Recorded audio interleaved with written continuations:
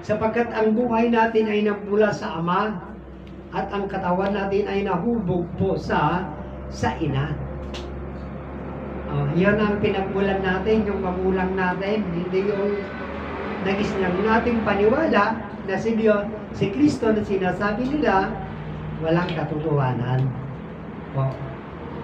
Kaya nga, ang mga tao, pag ang magulang ay mangaral sa kanilang anak, ang anak naman na hindi ayaw niyang pakinggan, ayaw makinig sa magulang. Yung magulang ay maging kaaway ng anak, sapagkat ang anak ay matalino o meron ng sariling mundo yung anak. Kaya hindi pakinggan yung magulang. Pero walang magulang na magtuturo sa anak sa kalokohan, puro sa kabutihan, pero ang anak nga ay matigas ang ulo. Ngayon, mapalad tayo at mayroong katuruan na nagpaliwanag na wala pang nakakilala sa Diyos. Ngayon, may papakilala na. Ang Diyos po ay hindi po siya tao. Ang Diyos po ay salita. Ang salita ay nagkatawang tao, pero walang nakakilala. Ito po yung salitang verbo, walang laman, walang buto, ngunit ang verbo ay nagkalaman, nagkabuto, nang dahil kay Adan na. Kaya nagamit yung salitang ang Diyos ay lumikha. Para dito natin aralin at malaman na mayroong ang Diyos na lumikha talaga. Sapagkat mga tao may maniwala sa Diyos, mayroon namang hindi. Lalo daw sa ateista, sabi ni Eluseriano noon, sa mga ateista, hindi daw sila maniwala na may Diyos. Pero paano hindi ka maniwala na may Diyos? Paano nagkaroon ng langit, nagkaroon ng lupa, kung walang lumikha? Ayan po ay nagpapatunay lang na talagang may Diyos na makapangyarihan. Ngayon, ang kasaysayan po ng Diyos na makapangyarihan, sabi ni Ama Martiniano, tayo. Tayo po ang kasaysayan ng Diyos na makapangyarihan. Kaya kung hindi ka man maniwala sa ipinapaliwanag namin na ang langit, lupa at kayadan ay yung katawan mo na ang iyong limiin. Paano ka nabuhay? Paano ka nabuhay? Likha ka ba ni Kristo? Kaya ka nabuhay? O likha ka po ng magulang mo? Kaya ikaw ay nabuhay? Ito po ang pag-aralan natin. Kasi po, lahat ng mga tao, ipinagsasapilitan ang libro Biblia na yan ay totoo at yan po ay salita ng Diyos. Kaya nga, kino-question ko yung salita yung Diyos. Kasi sabi nila, ang Diyos magsalita Pero sa akin naman, nakakilala na yung katotohanan. Ang Diyos po ay salita, paano magsalita ang Diyos? Yung Diyos nga ay salita Paano magsasalita ang salita? Kaya yun ang hindi nila may paliwanag. Kaya hindi totoo na ang libro Biblia na ang nakasulat diyan ay salita po ng Diyos. Sapagkat ang Diyos ay hindi po nagsalita. Sino po ang nagsalita? Ang Diyos po na nagkatawang tao. Ito na po yung tinatawag naming Ilocano, Apo Diyos. Kaya nga mga Ilocano kung minsan tinatawag nila ang Apo daw, yung Apo nila ayun na yung Diyos. Ayun di palawanan yung mabuti kasi dito sa katuruan ito ang Apo ay tao. Apo ang tao. Ang tao po ay Apo. Kasi, ang mga apo ay marami. O, nakalipas na naman ang halalan. Maraming nagpahalal. Mga kagawad at mga gobernador. Po, yung mga yun ay apo. Kaya nga, nung nanalo na sila, si Apo Kagawad, si Apo Kapitan na, si Apo Mayor na. Ano nga po ang tinatawag mo? Ay, lalo sa Ilocano. Ayun po eh. Sa Ilocano, sabi nila eh, kung tinawag daw nila nga po, automatic na. Ay, hindi. Kasi kung magtawag ka ng apo, kasi ang tao ay apo. Ito, ang hindi nakilala ay yung Apo Diyos. Po. Na ibig sabihin na salitang Apo Diyos, Diyos nagkatawang tao. Yun ang ibig sabihin ng Apo Diyos. Po. Sapagkat ang Diyos ay nagkatawang tao na. Ito na po si Adan, kaya nga, nagamit yung likha na salita na ang una ay likha ng Diyos ng langit, ng lupa at si Adan. Bakit? Po, sapagkat ang Diyos po ay walang lamang, walang buto, kaya lumikha po siya ng tao. Linikha po niya si Adan para ang Diyos po ay magkatawang tao. Kaya si Adan po ang katawan, siya na po yung templo, ihemplo, mostra ng Diyos na makapangyarihan. Ito na po si Adan, pero walang kumilala sa kanya. Wala. Kasi ang pagkilala na kay Adan, si Adan ay nagkasala. Po. Yun ang naisulat sa libro. Pagkatapos ngayon, ang mga matalino sinasabi nila, kaya naghihirap ang tao ng dahil kay Adan. Walang kasalanan si Adan. Hindi po si Adan ang may gusto na maghirap ang tao. Sino ang may gusto? Tao ang may gusto na maghirap sila. Ayaw nila yung kaginhawaan at buhay na walang hanggan. Ang gusto nila, yung sila po ay mapagod. Kaya nga, di ba? Ang panahon po ng Alpha, ang mga huli ni Adan ay hindi po sila kumakain. Huminga lang sila. Busog na sila. Buhay. Nung isinakdal ang katotohanan po, dito na po, nabago. Ang paghinga nila na hindi kumain, busog na, at walang trabaho, kabaliktaran na ang nangyari. Sapagkat naisakdal na ang katotohanan, kung hindi sila magpagod, wala silang makain. Kung hindi nila gamitin ang dalawang kamay, mga daliri, wala nang makain, wala nang maisaing. Kaya nga, bakit kasi naisakdal ang katotohanan? Kasi ayaw nilang kilalanin yung katotohanan sapagkat yung katotohanan maraming maalis. Marami ang maalis. Sa dati nating kaugalian ay marami pong maaalis sa atin pag kilalanin natin ang katotohanan. Kaya may ang mga ginagawa natin sa atin, tama, pero sa Diyos, hindi pa tama. Sapagkat lahat yun ay para sa atin lamang, hindi na ayon sa Diyos. Kaya magpasalamat tayo sa katuruan ito, sapagkat ang mga gawain mo o gagawin mo ba lamang ay isipin mo muna yung Diyos. Kung ang gagawin mo po ay naayon sa Diyos, para tayo po ay hindi na magkasala. Kaya nga lahat po ng ginawa natin ay ayon lang sa atin eh. Katulad yung pag-aaral. Ang akala natin, ito po ay mabuti para sa atin. Tama naman, mabuti. Pero ngayon, halimbawa ikaw ay nakapag-aral, anong profesyon ang nakuha mo? Ikabubuti ba ng katawan mo yung pag-aaral na nakuha mo yung profesyon mo? ikinabubuti mo sapagkat ikaw ay tatanggap ng sahod o sweldo, di ba?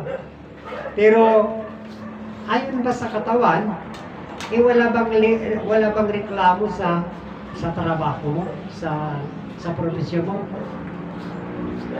Makamay mo. Ayun ang pinapaliwanag namin. Tama sa atin, makakuha ng lisensya o magtrabaho, ayun ay profesyon natin. Pero kung isipin mo, ayun ba sa iyo, ayun ba sa katawan mo yung trabaho mo, baka mahirapan ka naman. Pero hindi ka na makapagreklamo sapagkat sa gobyerno ka na nga o sa pribado ka nagtatrabaho, diba? Kasi may boss ka mayroon bang mas mataas sa iyo, hindi ikaw yung maestro, yung ikaw ang kasi empleyado ka lang Kung hindi ka sumunod, maalis ka sa profesyon, diba? O ganon. Kaya ang magsasaka, lalo na kung ikaw ang landowner, wala kang amo, ikaw yung nagmamando, diba? Ganon ka ba sa profesyon mo? Hindi. O, kaya nga, kahit mahirap, ay tiisin mo. O, bakit ka kasi kumuha ng lisensya mo na upang ikaw ay magpaalipin? Hindi mo lang nakilala yun. Nagpaalipin ka na dahil sa pera. Hindi lang yung boss mo ang umalipin sa'yo. Kasi siyang manager siya ng boss. Hindi naman ikaw, kaya siyang masunod, hindi mo.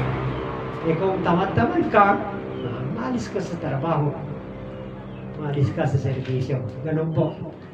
Kaya dito po, sa lahat ng mga kasalanan na nagawa natin, sa pagmamahal ng Diyos sa atin, ay meron pa rin sabihin sa atin na balikan natin ang pinagmulan natin. Sapagkat hindi pa nadama yung pinagmulan natin, yung pagmamahal na magmumula naman sa atin. Nang dahil sa nagisnan nating paniwala, ay sinasabi nila na ang pinagmulan ay nagkasala. Pero mayroon na ang nakakilala at magpapakilala na walang kasalanan ang pinagmulan natin. Sino ang aking tinutukoy? Ito po si Adan.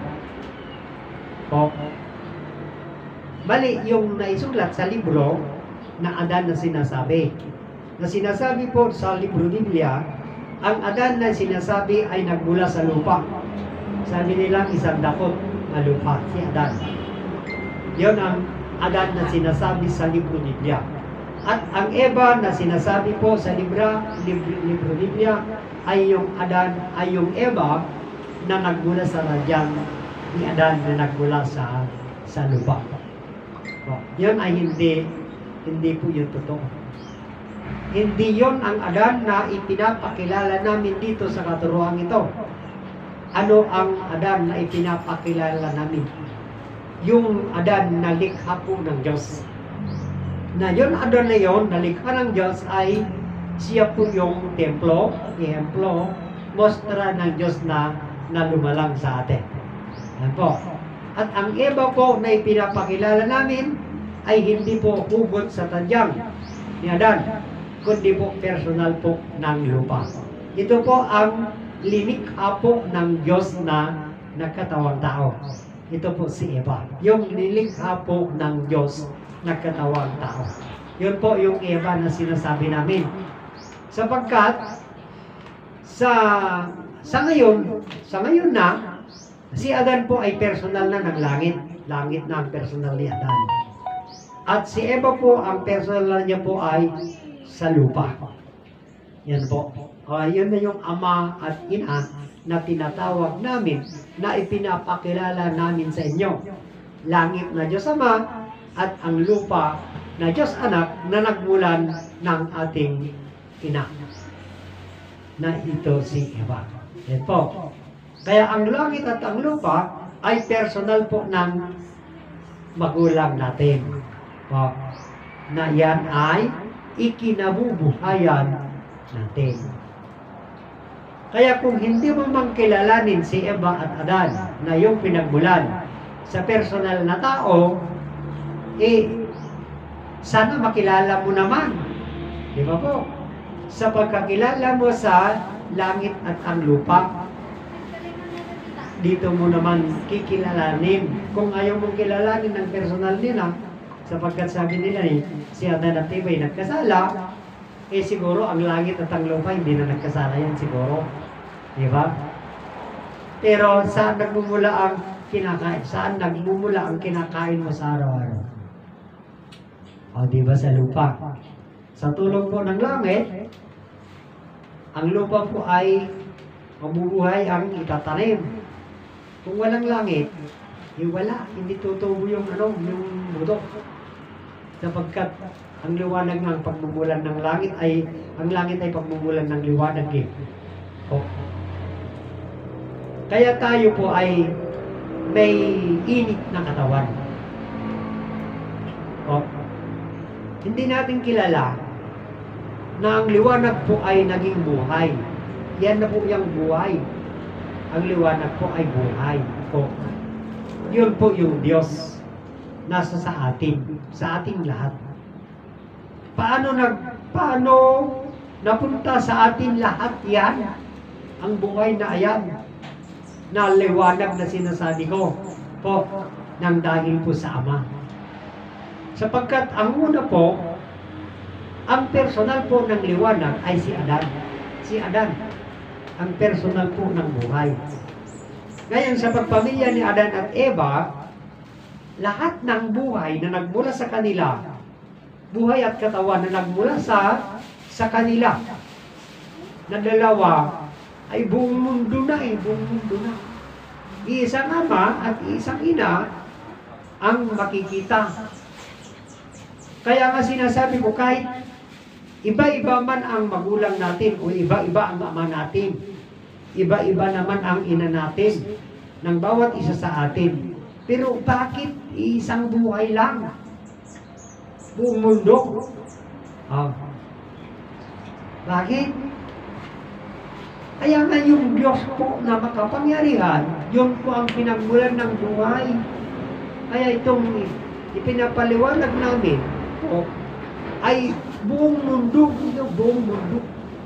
Iisa lang ang mundo. Isa lang naman ang Diyos na lumikha dito sa isang mundo.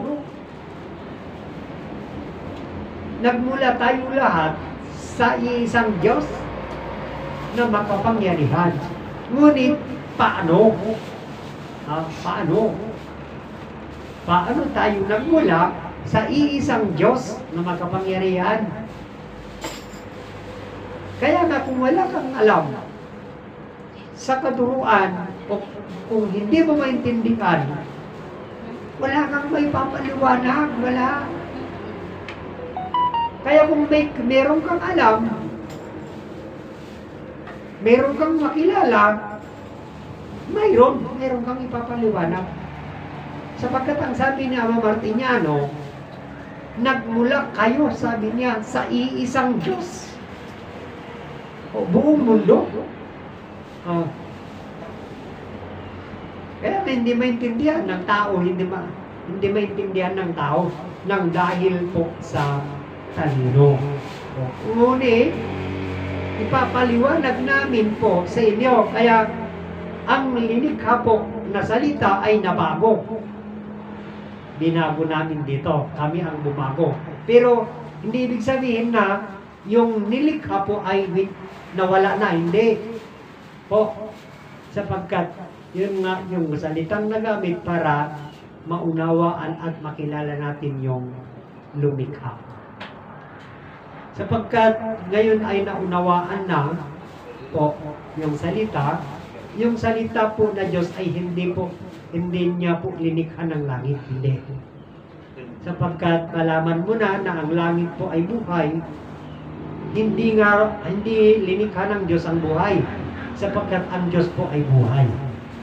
Yun na yung magpapatotoo na ang langit po ay hindi linikha ng Diyos. kundi ang langit ay siya na po yung Diyos, sapagkat ang langit po ay buhay. Buhay ang kahulugan sa atin ng langit. Kaya nga sinasabi ko, kung maawit ka ng lupang inirang, buhay ay langit sa piling natin. O kapiling natin yung buhay na awit natin, pero hindi natin nakilala. O ngayon may papaliwanag, may papakilala, tama yung lupang inirang na ang buhay ay langit na sa piling natin.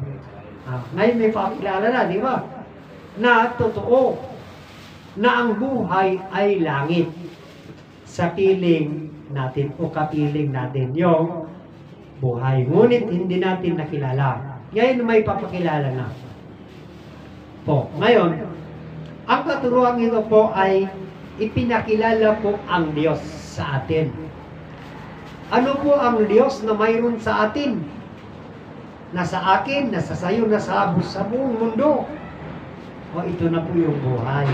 O, pero, tama nga, ang sabi niya Martiniano, na walang nakakilala po sa Diyos, sapagkat ang buhay ay walang nakakilala sa atin. Di ba?